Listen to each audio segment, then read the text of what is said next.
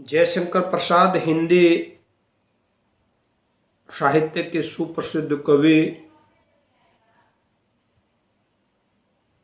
और नाटककार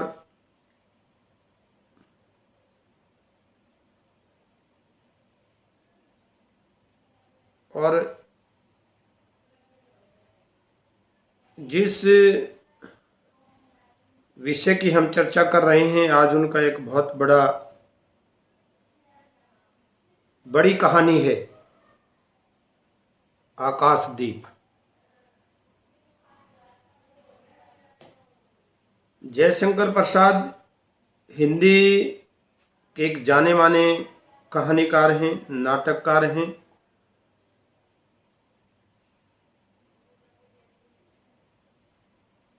और प्रभावशाली कवि हैं।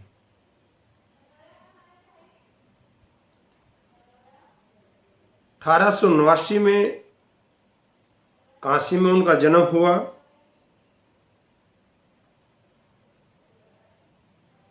और अत्यंत कठिन दौर में उन्होंने अपने आप को स्थापित करने का प्रयत्न और प्रयास किया।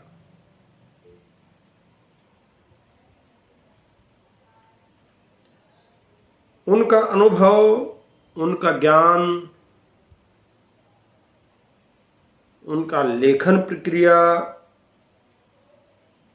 भाषाओं की समझ जिसमें संस्कृत, अंग्रेजी, हिंदी, उर्दू, फारसी, प्राकृत, पाली और गुप्तकालीन इतिहास, बौद्ध दर्शन, उपनिषद, पुराण आदि सबका गहनता के साथ अध्ययन करना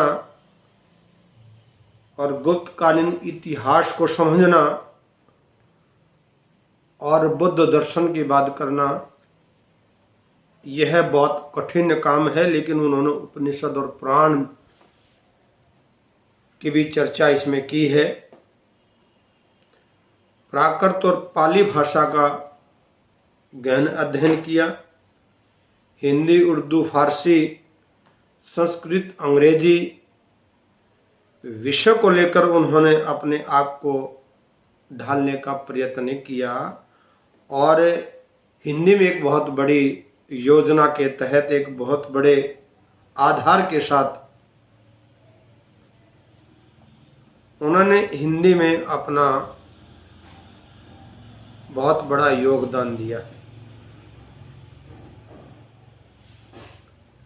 अगर उनके द्वारा रचित काव्यों की अगर बात करें तो प्रेम, पथिक, कानून, करुणा में महाराणा का महत्व, आंसू, लहर और कामायनी। आंसू, लहर और कामायनी को हम हिंदी का महाकाव्य कहते हैं। जयशंकर प्रसाद द्वारा रचित है और उसके पदों में, उसके सर्ग में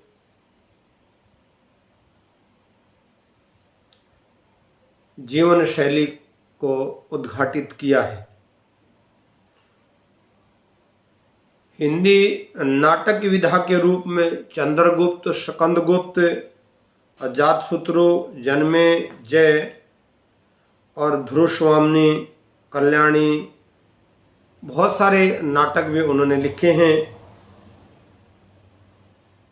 और आज जिस कहानी की हम चर्चा कर रहे हैं, प्रतिध्वनि, छाया, आकाशदीप, आंधी और इंद्रजाल, उनकी प्रसिद्ध कहानी है, प्रमुख कहानियों में स्थान है। उपन्यास के रूप में कंकाल, तितली और इरावती उसके प्रसिद्ध उपन्यास हैं। और जयशंकर प्रसाद ने खड़ी बोली में हिंदी की जो काव्य रचना की है, प्रेम पथिक की रचना ब्रज भाषा में की है लेकिन बाद में उसको खड़ी बोली में भी अनुवादित किया था। प्रसाद काव्य के क्षेत्र में छायावाद युग के प्रमुख रचनाकार माने गए हैं और कामायनी उनकी महान और सर्वश्रेष्ठ कृति के रूप में पुरस्कृत हुई है, जिसमें मानव सभ्यता के विकास की मनोवैज्ञानिक विश्लेषण किया है, उसकी कथा प्रस्तुत की है, और यही महाकाव्य उनकी ख्याति में और चार चांद लगा रहा है।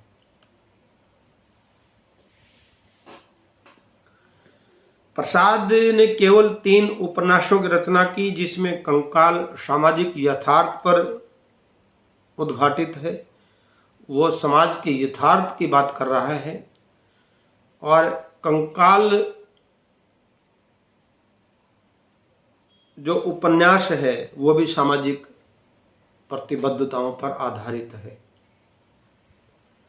तितली उपन्यास भावुकता का समावेश है और उसमें घटनाओं को प्रधानता के रूप में स्वीकार किया है, और इरावती उपन्यास इसमें ईसा पूर्व मगध आक्रमण की संभावनाओं को अभिव्यक्त कर रहा है। अब जब कोई भी लेखक, कोई भी कहानीकार कहानी, उपन्यास, नाटक, निबंध, संस्मरण आदि की जब रचना करता है तो वो देश काल के वातावरण को ध्यान में रखकर करता है। उसके जो दार्शनिक भाव हैं, जैसे उन्होंने उपनिषद पर भी लिखा, पढ़ा, बौद्ध दर्शन पर भी पढ़ा, लेकिन ज्यादा उनके साहित्य में हम चाहे काव्य है, नाटक है, हम चंद्रगुप्त और स्कंदगुप्त पढ़ते हैं। जब काव्य की बात आती है तो कामायनी, लहर और आंसू पढ़ते हैं, और कहानी की बात आती है तो ज़्यादा जो प्रचलन में कक्षाओं में पढ़ा जाती है वो आकाशदीप, आंधी और इंद्रजाल पढ़ा जाता है। मसला इस बात का है कि हिंदी साहित्य के इतिहास में इस कहानीकार को, नाटककार को, निबंधकार को या उपन्यासकार को हम इसलिए उच्च कोटि के विद्वान के रूप में प्रस्तुत करते हैं कि इन्होंने भारतीय समाज की जो यथार्थ चित्रण है और जो समाज का एक मुख्य भाग है जिसमें नारी के प्रेम त्याग की भावना को उन्होंने वर्णित किया है, और प्रेमचंद की समकालीन होते हुए भी अपने रचना संसार में उसने पूर्णतः वो मुंशी प्रेमचंद के विपरीत थे। इनकी कहानियों में प्रेम, सौंदर्यानुभूति, कल्पना, कर्तव्य, इतिहास, दर्शन, प्रकृति चित्रण और मानव का मनोवैज्ञानिक जो प्रवृत्तियां हैं उसको अपने साहित्य में, चाहे वो किसी भी विधा में लिखा है और किसी भी रूप में लिखा है, उसका चित्रण किया है।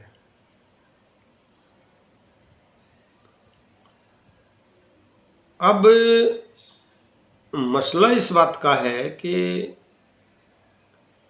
इतिहास और दर्शन की अगर हम गहनता से चर्चा करें और प्रकृति के चित्रण की चर्चा करें, बौद्ध दर्शन की चर्चा करें या उपनिषद की चर्चा करें तो बड़ा लंबा अनुभव के साथ, बड़ी सहजता के साथ प्रसाद मानव मन के कुशल चित्रकार माने गए हैं।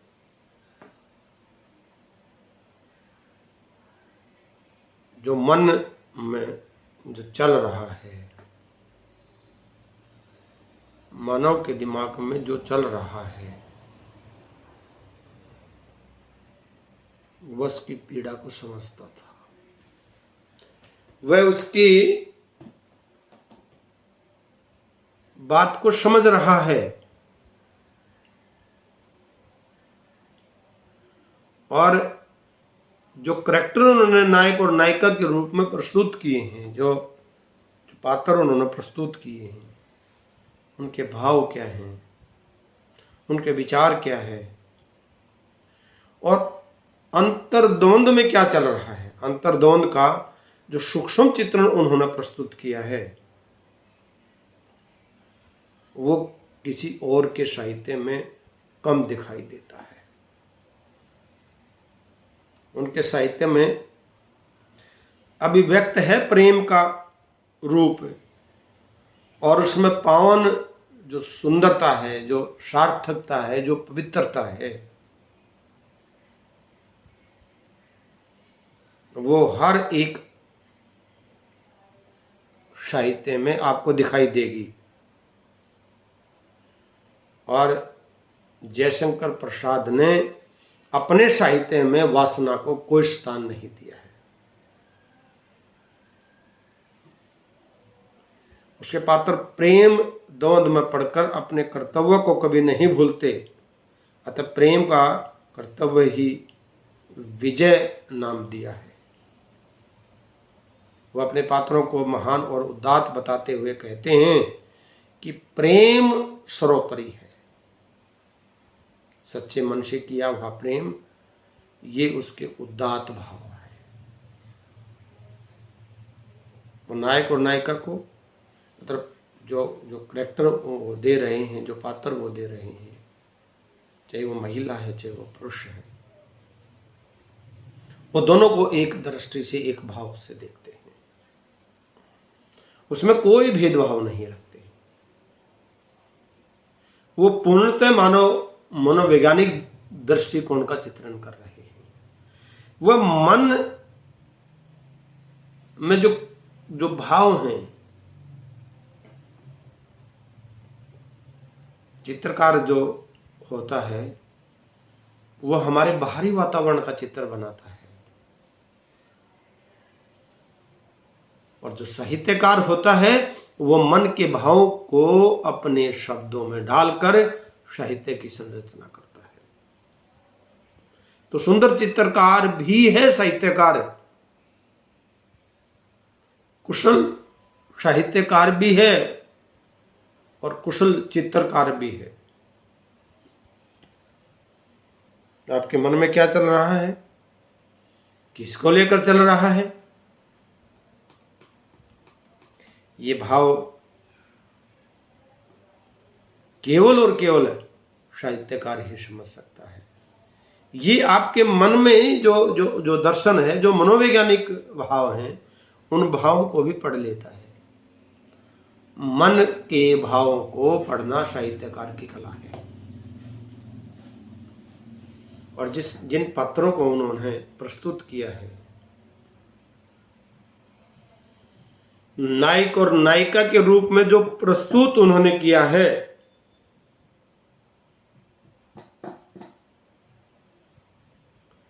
उस भाव को आप अपने अंतःकरण से समझने का प्रयास करिएगा।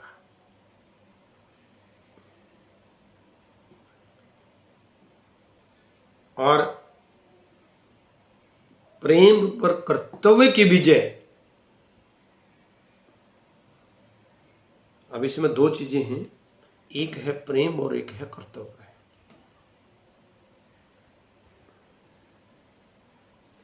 क्या प्रेम के साथ आप कर्तव्य का निर्वहन करते हैं? क्या प्रेम के साथ आप धर्म का निर्वहन करते हैं?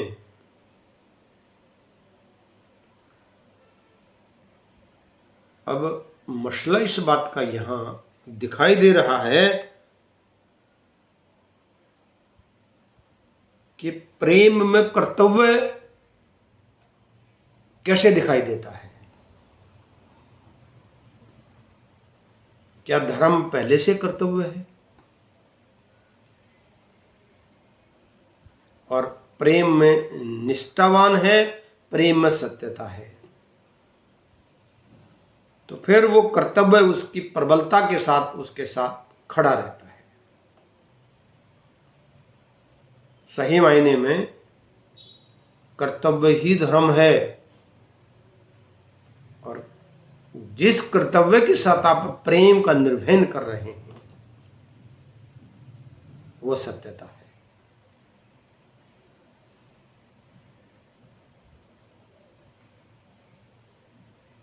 अब जब नायक और नायिका के प्रेम के भाव प्रस्तुत हो रहे हैं और यहां उनके अंतर्द्वंद का सूक्ष्म चित्रण हो रहा है और साहित्य में भी व्यक्ति हो रहा है और वो आपको दिखाई भी दे रहा है, लेकिन आप कर्तव्यनिष्ठ नहीं हो सकते। आपने उस कर्तव्य की पालना करनी ही पड़ेगी। मन कहे, शरीर कहे, ना कहे, कर्तव्य तो आपने करना ही है, क्योंकि धर्म का पहला भाव, धर्म की पहली सीढ़ी कर्तव्य है। धर्म कोई रिलीजन नहीं है, धर्म आपका कर्तव्य है। वो आपका धर्म है, उस धर्म को आपने निभाना पड़ेगा। उस धर्म में कोई जाति नहीं है, उसमें कोई भेद नहीं है, क्योंकि वो कर्तव्य है। वो कर्तव्य में जाति और धर्म नहीं होता, ना कोई छोटा होता ना कोई बड़ा होता, ना कोई ऊंच होता ना कोई नीच होता, सब समान होते हैं, और यही कर्तव्य की रूपरेखा है। इसको हमने समझना होगा, और कर्तव्य और प्रेम को हमने को एग्जामिन भी करना होगा कि हम प्रेम में कर्तव्य का कितना निर्वहन करते हैं और कितना उसको सार्थक साबित करने का प्रयास करते हैं। जबकि प्रसाद के साहित्य में, प्रसाद के कथा और नाटक में इतिहास और कल्पना का समावेश भी दिखाई देता है। उसमें इतिहास भी है और उसमें कहीं कहीं कल्पना भी है, और उस सुंदर समावेश में, उस सुंदर दृश्य में जब काल्पनिक या कल्पना से भरे हुए रंगों में रंग कर हमारे सम्मुख आते हैं, जो अपना भाव ही केवल वहां छोड़ जाते हैं, और यही उसके अतीत का गौरव है, और यही उसके अतीत का इतिहास है, जो प्राय वो अपने पात्रों में समाज तक भेजने का प्रयत्न और प्रयास भी कर रहे हैं।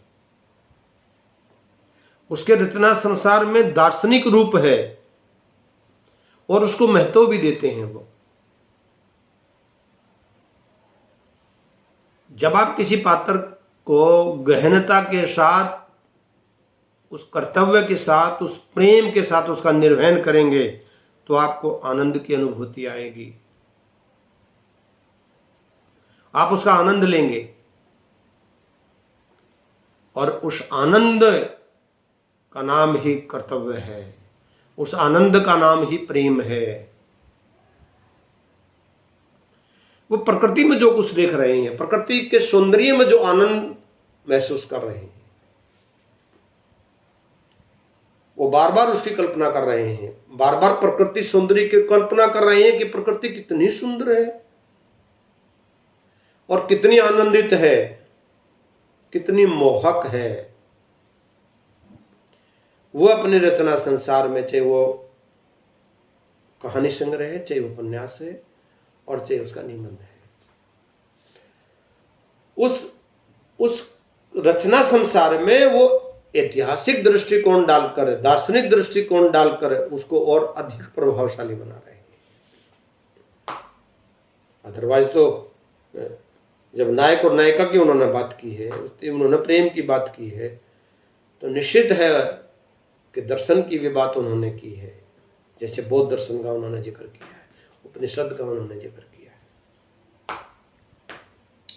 और सत्यता इस बात पर आधारित है कि वो प्रकृति के मित्र हैं और प्रकृति के सौंदर्य से अभिभूत हैं,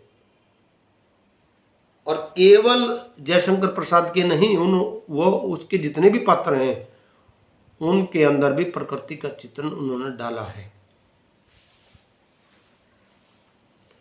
और आप एक बार सोच के देखना जरा कि उस प्रकृति सौंदर्य को हम कैसे आनंदित कर सकते हैं, अपने जीवन में कैसे उसका अनुभव कर सकते हैं। अब उसके भाव कैसे हैं, उसके पात्र कैसे हैं, उसकी योजनाएं कैसी हैं, इस पर भी हमने ध्यान देना चाहिए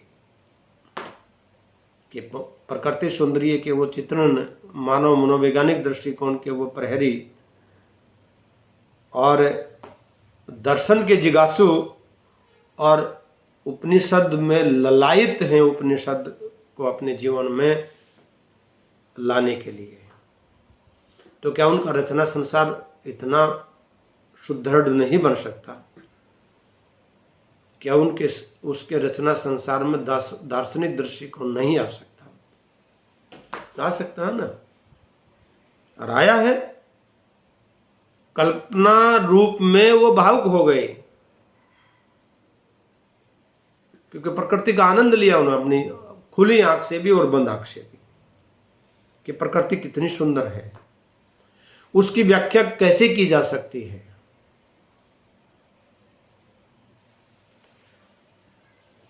और जयशंकर प्रसाद ने अपने रचना संसार में लोकोक्ति मुहारे बेहद तरीके से प्रयोग किया है, और काव्यात्मक उसकी भाषा का जो विशेष गुण है, उसमें अलंकार भी हैं और वो चित्र भी हैं। कहते हैं ना कि भी चित्रकार जब किसी का चित्र बनाता तो भारी दृश्य को, भारी मनुष्य को देखकर चित्र बनाता है, लेकिन जब रचनाकार किसी की रचना करता है तो वो अंतःकरण को ध्यान में रखकर भी रचना करता है।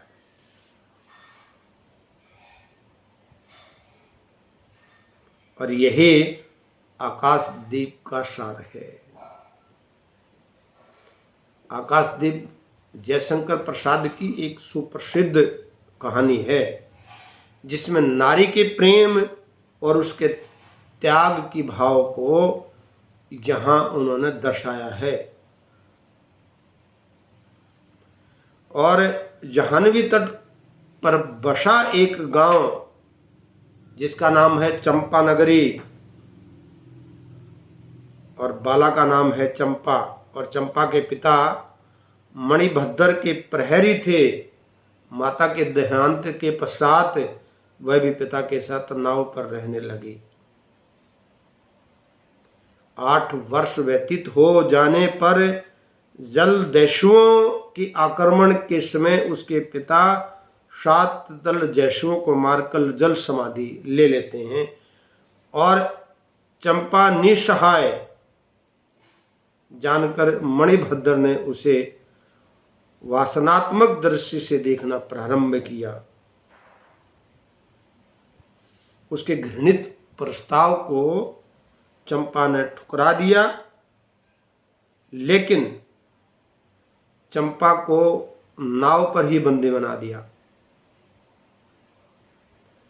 और उसके साथ आक्रमण के समय पकड़े गए सब जलदैत्यों बुद्धगुप्त, जो वास्तव में ताम्र लिपि का क्षत्रिय है, को भी बंदी बना लिया। एक दिन आंधी आ जाने के अवसर पर दोनों बंदी पोत से नाव खोलकर स्वतंत्र हो गई, और नाव पर सवार नायिका ने द्वंद्व युद्ध में बुद्धगुप्त विजय की पताका लहरा रहे थे। कुछ ही दिनों में वे एक नवीन द्वीप पर पहुंचे जिसका नाम बुद्धगुप्त था। चंपा दीप उसका नाम रखा गया। चंपा बुद्धगुप्त से प्रेम करने लगी, परंतु उसे यह संदेह हो गया कि वह उसके पिता का हत्यारा है। मन में कुछ नई चीजें प्रस्तुत हो गई, कुछ नए भाव प्रस्तुत हो गए कि इसी ने मेरे पिता की हत्या की है। लेकिन वह बुद्धगुप्त को स्वीकार करना चाहते हुए भी पूर्णतः स्वीकार नहीं कर पाती। प्रेमी बुद्धगुप्त उसे प्रिय हैं, मतलब प्रिय हैं, लेकिन उसके मन में कहीं उसके प्रति घृणा भी जाग रही है, क्योंकि प्रेम और घृणा के अंतर्द्वंद में वो फंस जाती है, उलझ जाती है कि बुद्धगुप्त की रानी बनने का प्रस्ताव वह ठुकरा देती है। इस कहानी में एक नया मोड़ लिया है। आकाशदीप कहानी ये प्रेम की एक पीड़ा है, ये प्रेम का अंतर्द्वंद है कि वो उससे प्रेम करे या उससे घृणा करे।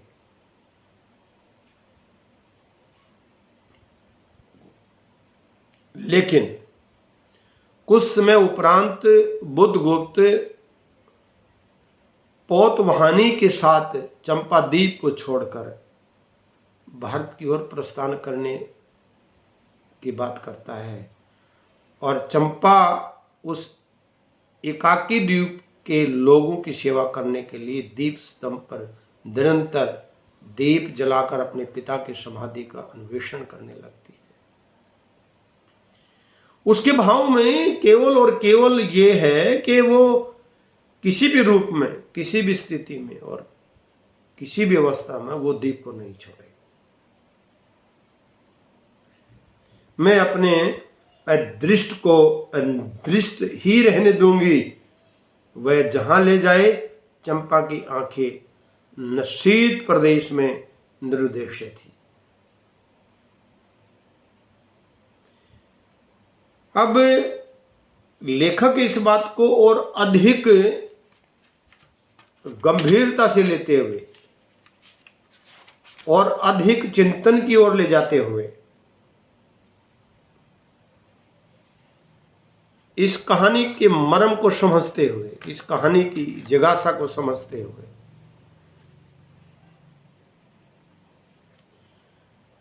और इस संवेदना को वो आप तक पहुंचाने के लिए उस प्रेम पर कर्तव्य की जो विजय है उसका वर्णन कर रहे हैं। जब भी कोई कहानी लिखी जाती है, जब भी कोई कहानी का आधार बनाया जाता है, तो कहानी का जो कथानक होता है वो उस कहानी की रीढ़ होती है, उस कथानक की रीढ़ होती है। जो समस्त कहानी का क्लेवर, समस्त कहानी का पठन, समस्त कहानी का भार उस पर टिका होता है। लेकिन आकाशदीप कहानी इतिहास और कल्पना पर आधारित कहानी है, जिस पर लेखक मौलिक रूप से, मौलिकता के साथ वह कहानी को प्रस्तुत कर रहा है और कहानी को आप तक भेज रहा है।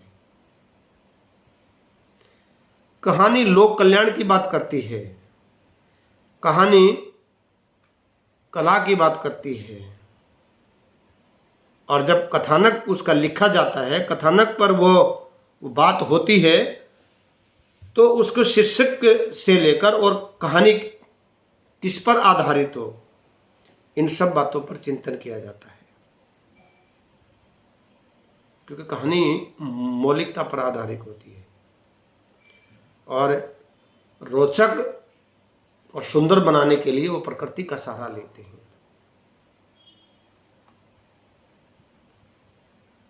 लेकिन यह एक प्रेम कथा है जिसका अंत प्रेम और कर्तव्य से कर्तव्य चयन पर होता है। कहानी का जो भाव है, जो कहानी का सार है, वो कथा और प्रेम पर आधारित है।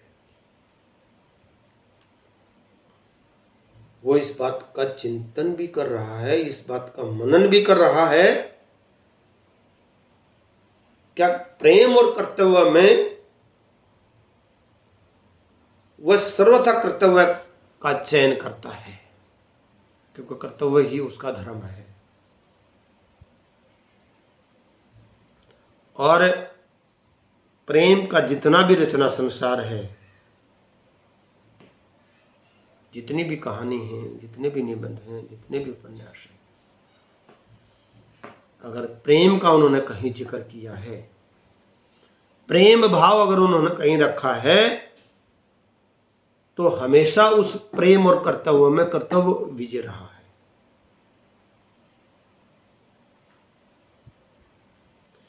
चंपा और बुद्धगुप्त दोनों मणिभद्र के पोत पर बंदी बने। वे दोनों मुक्त होकर अपनी अपनी द्वीप पर गए।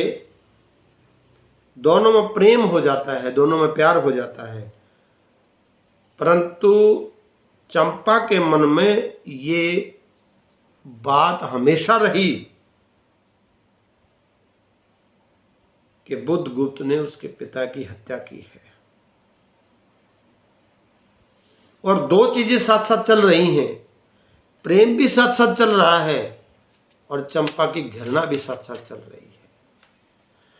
मतलब देखिएगा, प्रेम और कर्तव्य में कर्तव्य की जीत होती है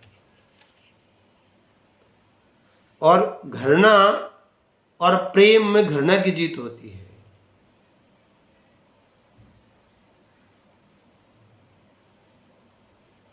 लेकिन वह आकाशदीप पर हमेशा हमेशा वो दीप जलाए रखना चाहती है। वह वहां के जो लोग हैं, वहां के जो निवासी हैं, वो उनकी सेवा करना चाहती है। अंत में जब बुद्धगुप्त से वो दूर होती है तो वो प्यार को छोड़कर कर्तव्य को अपनाती है, उसी को चुनती है कि मैं अपने प्यार का त्याग कर सकती हूं। तो उसी चीज को देखकर बुद्धगुप्त स्वदेश लौट आता है और चंपा अपने जो निवासी हैं, उनके जो द्वीप पर रहने वाले लोग हैं, वह उनकी सेवा में समर्पित हो जाती है। लेकिन चंपा और बुद्धगुप्त की जो प्रेम कहानी है, वो धीरे धीरे कहीं विकसित होती भी दिखाई देती है और कहीं कहीं त्याग पर भी समाप्त हो जाती है। और कहीं भटकाव भी है इस कहानी में और कहीं इस कहानी में संगठित भी है। लेकिन पहले भी मैंने आपको बताया है कि चंपा प्रेम और घृणा में झूल रही है। वो इस बात का निर्णय लेने में संकोच कर रही है, लेकिन वह इस संकोच से जब बाहर आती है तो प्रेम से अधिक कर्तव्य को महत्व देती है। और जिन लोगों ने कर्तव्य को महत्व दिया वो जिंदा भी रहे हैं और वो जीते भी हैं। या महाभारत युद्ध की एक उदाहरण आपको मैं दूंगा। जब कृष्ण भगवान और अर्जुन का संवाद हो रहा था तो वहां भी कर्तव्य और प्रेम की बात थी और बार बार कृष्ण भगवान ने अर्जुन को वही कर्तव्य का संदेश सुनाया था जिसको हम गीता के रूप में प्रस्तुत कर रहे हैं। बार बार अर्जुन कृष्ण भगवान से कह रहे थे कि मैं द्वंद में फंसा हुआ हूं। एक तरफ मेरे परिवार के लोगों से मेरा प्रेम है, स्नेह है, और दूसरी ओर जहां मैं युद्ध के मैदान में इनके सामने डटा हुआ हूं, ये मेरा कर्तव्य है। मैं किसका निर्वहन करूं और मैं किसको समझूं कि प्रेम ज्यादा प्रबल है या कर्तव्य ज्यादा प्रबल है? मुझे किससे लाभ होना है? मतलब मेरी जो जीत होनी है वो प्रेम से होनी है या कर्तव्य से होनी है? और कृष्ण भगवान ने कहा कि प्रेम का त्याग कर दीजिएगा और कर्तव्य को अपना लीजिएगा। ये धर्म युद्ध है और धर्म युद्ध में प्रेम नहीं होता, धर्म युद्ध में कर्तव्य होता है। और धर्म और अधर्म की लड़ाई में हमने धर्म को विजयी बनाना है, हमने सत्य को विजय बनाना है। आने वाली जो पीढ़ियां हैं वो सत्य पर आधारित होंगी, सत्य का बोलबाला होगा। और फिर उन्होंने धर्म की जब परिभाषा अर्जुन को दी तो कहा कि कर्तव्य ही तुम्हारा धर्म है और इस धर्म की आपने पालना तो करनी है। युद्ध का उद्देश्य ही आपका कर्तव्य है, युद्ध का उद्देश्य ही आपका धर्म है। और यही मौलिकता के साथ जयशंकर प्रसाद ने चंपा और बुद्धगुप्त की प्रेम कहानी को आगे बढ़ाया है। और चंपा जब द्वंद में फंस गई तो एक आवाज आती है, एक रास्ता निकलने की समझ आती है। उसमें जो संभल जाता है वो विजय पा लेता है। और यही महाभारत में भी हुआ। और जब अर्जुन को समझ आ गई कि अब मैंने विजय प्राप्त करनी है, अब मैंने कर्तव्य का निर्वहन करना है, अब मैंने धर्म का निर्वहन करना है, झूठ पर सत्य की विजय करना है, और यही नियम है। और इसी नियम को आगे बढ़ाया जयशंकर प्रसाद ने चंपा और बुद्धगुप्त की प्रेम की कहानी को। लेकिन चंपा ने महत्व दिया अपने कर्तव्य को और उस द्वीप पर रहने वाले लोगों के लिए, उन निवासियों के लिए जिनके लिए उसके पिता ने बहुत मेहनत की थी। अब पात्र योजना की बात आती है। इसमें दो मुख्य पात्र मैं आपको बता रहा हूं, चंपा और चंद्रगुप्त बुद्धगुप्त। इसमें कहीं कहीं प्रेम में रोचकता भी दिखाई देती है, कहीं कहीं प्यार भी दिखाई देता है और कहीं कहीं त्याग भी दिखाई देता है। लेकिन जयशंकर प्रसाद ने संपूर्ण मानवीय चित्रण जो बुद्धगुप्त के अतीत प्रेम करने की बात की है, लेकिन वो उसको समझ नहीं आ रही। उसके दिमाग में बार बार वही घूम रहा है कि बुद्धगुप्त मेरे पिता के हत्यारे हैं। और फिर उसका जो प्रेम हो घृणा में परिवर्तित हो जाता है।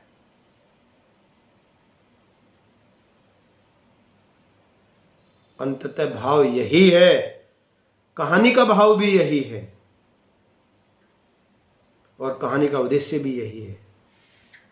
वो आपको संदेश दे रहा है कि कर्तव्य से बढ़कर कुछ भी नहीं है, ये प्रेम से भी परे की बात है। और जब प्रेम करो तो उसमें कर्तव्य भी होना चाहिए। जब तक कर्तव्य नहीं होगा प्रेम का निर्वहन नहीं हो सकता, क्योंकि चंपा के प्रेम में कर्तव्य नहीं था। उसका कर्तव्य कोई और था, उसका भाव कोई और था। उसके जीवन में जो चीज महत्व रखती है वो थी द्वीप के लोग और उसके पिता के हत्यारों से बदला लेना। और तभी उन्होंने बुद्धगुप्त का साथ छोड़ दिया कि कर्तव्य प्रेम से बड़ा है।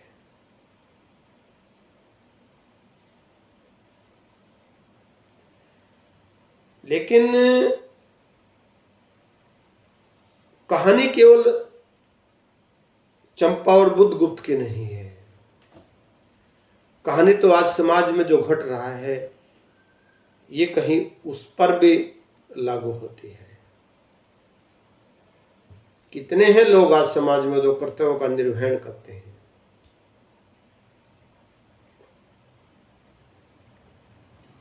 और कर्तव्य की परिभाषा को समझते हैं,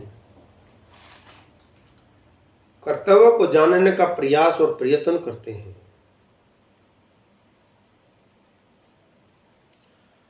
हम धर्म को रिलीजन के साथ जोड़ देते हैं, जबकि धर्म रिलीजन नहीं है।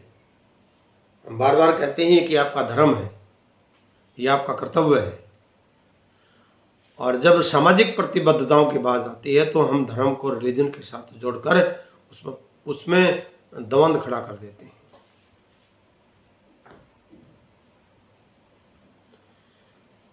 लेकिन चरित्र के आधार पर, चित्रण के आधार पर आकाशदीप कहानी एक ऊंच कोटि की कहानी दिखाई देती है। ऊंच कोटि के विचार दिखाई देते हैं, क्योंकि चंपा और बुद्धगुप्त का जो चरित्र चित्रण जो मनोवैज्ञानिक धरातल पर कहीं दिखता है तो उसमें दिखाई देता है कि चंपा कर्तव्य के प्रति कितनी निष्ठावान है, कितनी गंभीर है और कितना चिंतन कर रही है उस पर वो। क्योंकि कहानी गतिशील है, कहानी आगे बढ़ रही है, पात्र आगे बढ़ रहे हैं और विचार आगे बढ़ रहे हैं। तो जब विचार बढ़ रहे हैं तो कहानी भी बढ़ेगी। वो दृष्टिकोण हमें दिख रहा है और प्रकृति चित्रण हमें दिख रहा है। तो वास्तविकता इस बात पर कहीं रुकती है कि पात्रों की दृष्टि से कहानी एक स्पष्ट चरित्र को प्रमाणित कर रही है, और वो स्पष्ट चरित्र है चंपा का। लेकिन बुद्धगुप्त भी, जब चंपा उसको कुछ कह नहीं रही है, उससे कोई बात नहीं कर रही है, तो बुद्धगुप्त भी निर्णय ले लेता है कि अब मेरा भी रहना यहाँ ठीक नहीं है, मैंने यहां से चला जाना चाहिए। तो जो संवाद हो रहा है, जो पात्रानुकूल संवाद हो रहा है, भाव हमारे अनुकूल कहीं हद तक ठहर रहे हैं। और जब दोनों पात्र इस बात को स्वीकार नहीं कर रहे हैं तो वो एक दूसरे का साथ भी छोड़ रहे हैं।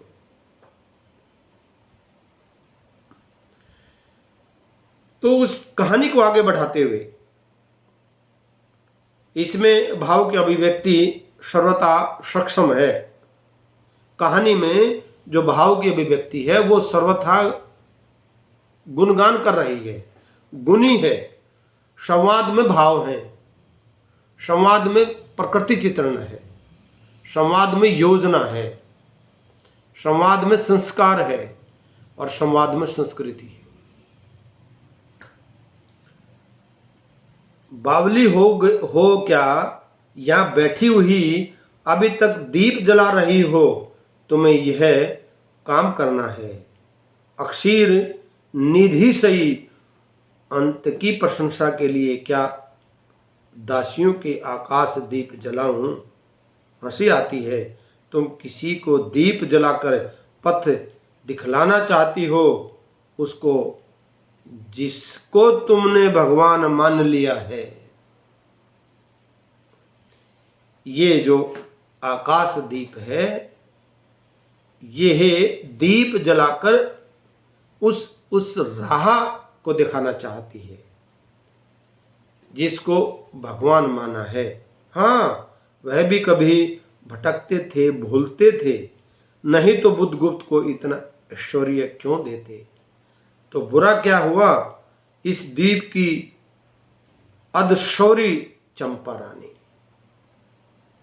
संवाद बड़ा कटीला है, सहज तक कहीं कहीं दिखाई दे रही है, लेकिन भावानुकूल है, भावाभिव्यक्ति है।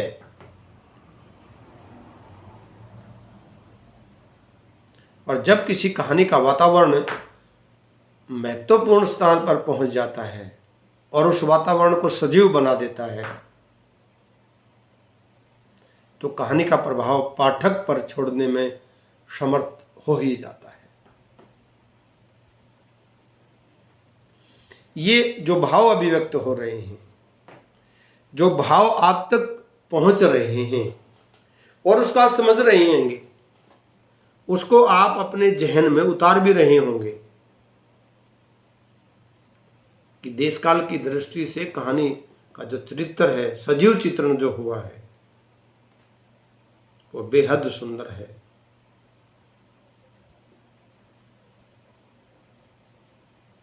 और मनोहारी दृश्य इसके अंदर दिख रहे हैं, मनोहारी भाव इसमें दिख रहे हैं।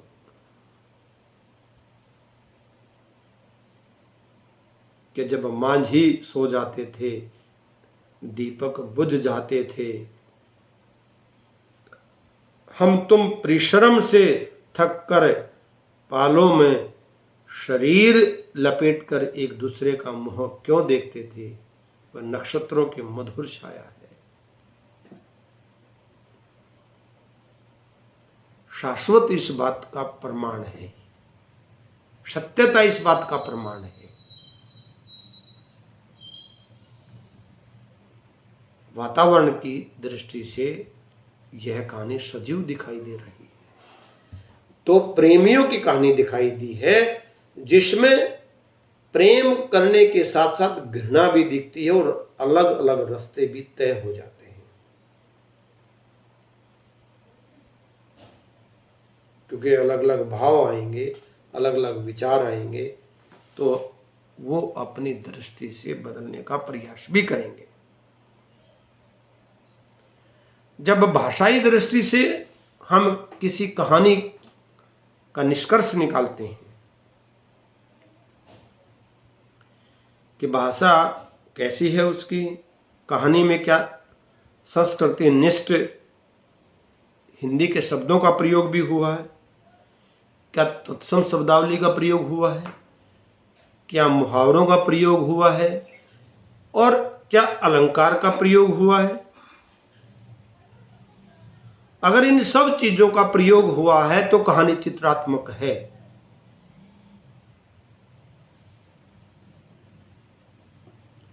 और जब कहानी चित्रात्मक है तो तारक खंचित नील अंबर और नील समुद्र के आकाश में पवन उधम मचा रहा था।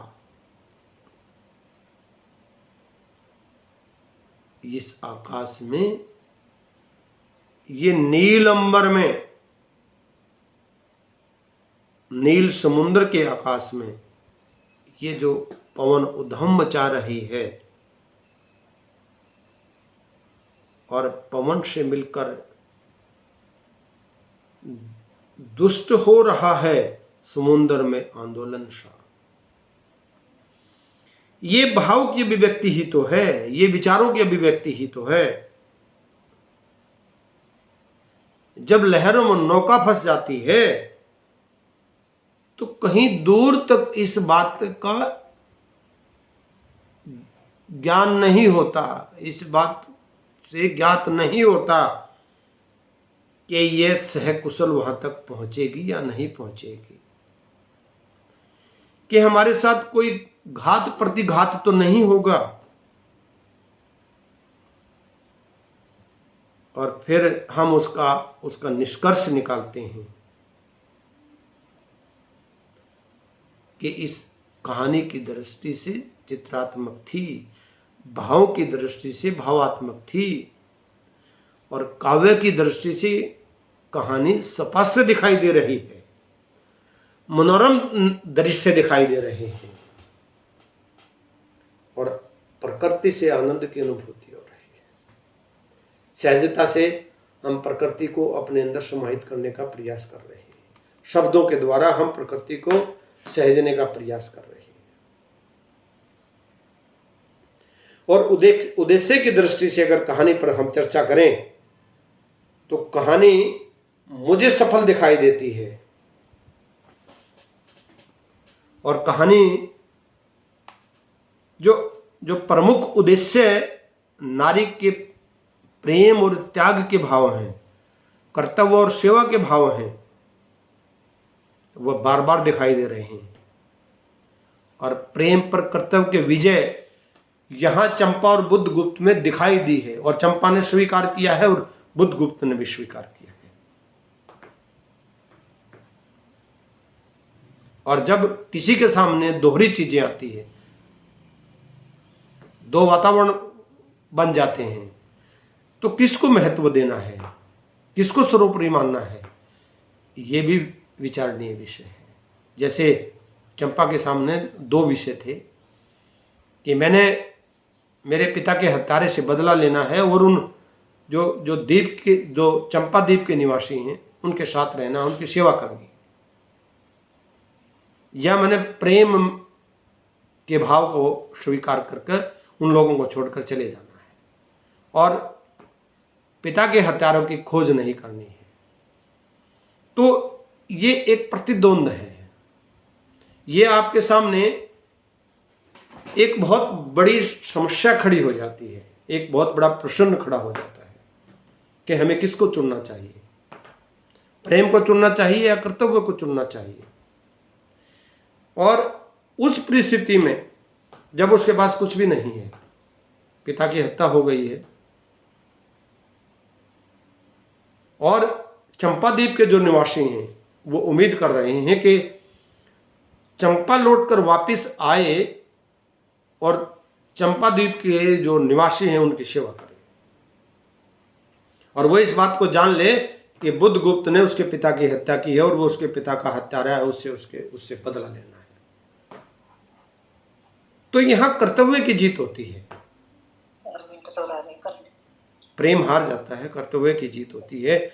और यही कहानी का उद्देश्य भी यही है, कहानी का सार भी यही है कि आकाशदीप कहानी एक संक्षिप्त प्रेम और कर्तव्य पर आधारित है, निष्ठा पर आधारित है, प्रकृति चित्रण पर आधारित है।